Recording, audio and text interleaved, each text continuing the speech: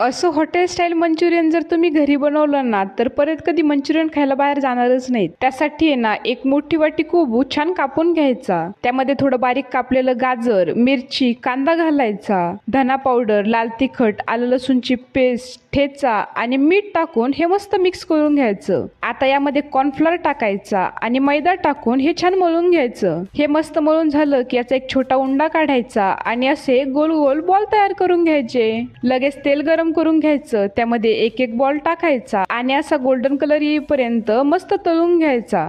आपले मंचुरियनचे बॉल तयार झाले की कढईमध्ये तेल गरम करून घ्यायचं, त्यामध्ये थोडासा कांदा टाकायचा. कांदा परतला की आलं लसूणची पेस्ट टाकायची आणि पेस्ट ही परतून द्यायची. थोडीशी शिमला मिरच टाकायची. शिमला मिरच परतली की मिरचीचा ठेचा टाकायचा आणि कोथिंबीर टाकायची. हे सर्व छान परतून झालं की green chilli sauce, red chilli sauce आणि सोया सॉस टाकायचा व सॉस छान मिक्स करून घ्यायचे. मग थोडंसं पाणी टाकायचं आणि कॉर्नफ्लोअर मध्ये पाणी मिक्स करून घ्यायचं व ते टाकायचं. आता चवीनुसार मीठ टाकायचं आणि हे शिजवून द्यायचं. मग आपण बनवून घेतलेले मंचुरियनचे बॉल टाकायचे आणि मिक्स करून घ्यायचे. मग काय झालं ना तुमचं मंचुरियन खायला रेडी.